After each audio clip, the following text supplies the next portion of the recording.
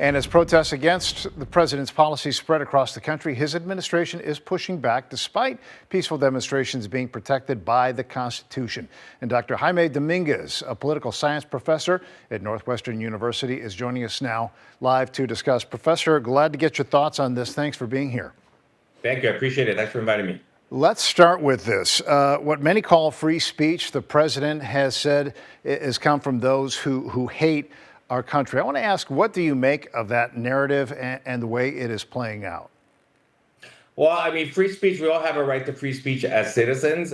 Exercising your right to protest, to petition your government, that's a form of that. Just because you disagree with something, that doesn't mean that, it should be somehow curtailed, right, or dismissed or moved to the periphery of the conversation. So I think that's what we're seeing here, this attempt to kind of silence folks through intimidation. And so I just want to reiterate again that every resident, regardless of your status, has a right to petition your government and show up on the street. But of course, always peaceful, not engaging in violent acts, not engaging in defacing public property, causing damage to public property, because no one, including myself, will tolerate that. Let's talk about what these protests are railing against here. The Trump White House, through the Homeland Security Secretary, says that ICE is targeting the, quote, worst of the worst. Have you seen any evidence to support that motivation?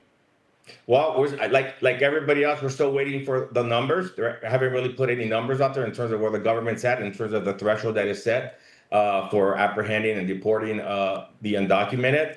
I think what has happened is that because they have not been able to, they've been distantly remote from reaching those thresholds, that they've now gone after anybody who is undocumented, regardless of whether they've committed felonious acts or created crimes. And so that's what we're seeing now. And I think that's what people are rising up against, this fact that they are going now after anybody, basically. And the fact that they're doing it in a cruel way, the fact that they're showing up in brick and mortar places like Home Depot, they're showing up in agricultural fields.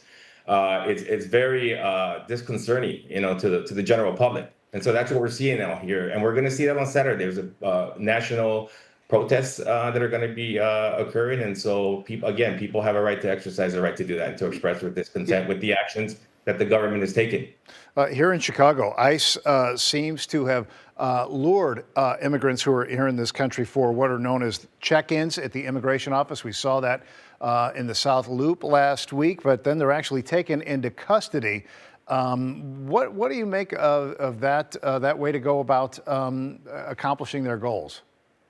Yeah, I think what they're doing, again, is just a form of intimidation, a way to send a message that even if you are following the law by showing up to your immigration hearing as you're supposed to, that if you are undocumented, you are under the risk of being deported. And so it's this pretext of the action that they're taking, this pretext of law and order, I think it actually goes against that. In fact, what they're doing is they're apprehending folks perhaps who have not committed crimes or felonious acts, perhaps minor offenses, but that's not what the administration was talking about, right? The administration was talking about going after thugs and criminals and people who pillage their communities and cause violence. And listen, no one can get behind that. We're all for deporting the individuals who engage in that type of criminal activity and behavior. Do you think this is going to lead to more people who are assigned to their check-ins saying, I'm not going to take the risk, and that kind of counters the aim of the federal government?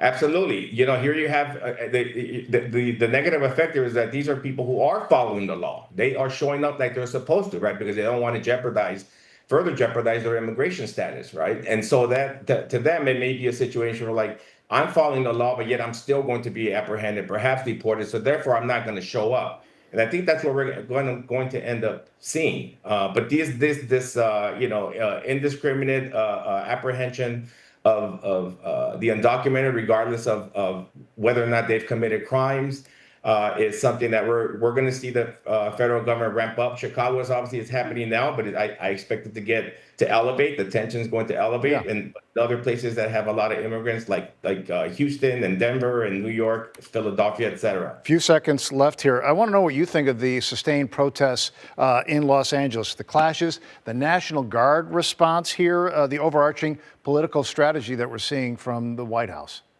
Yeah, it's just, again, they're flexing their might, and that President Trump is basically saying that if I can't get immigration done legislatively, I'm going to do it through force. And if that means bypassing local law enforcement, bypassing the state, and going directly to the National Guard and the Marines, the military, then that's what we're going to do. So this militarization of urban centers, I think, is what we're going to see. And I think that a lot of people are going to be, some will be, of course, supportive of that, but others who actually live in those areas like us here in Chicago are going to push back on that. We'll see what the courts say about it all. Dr. Jaime Absolutely. Dominguez, good to have you with us. Thanks so much for your time and expertise. Thank you so much. I appreciate it. Have a good evening. You too.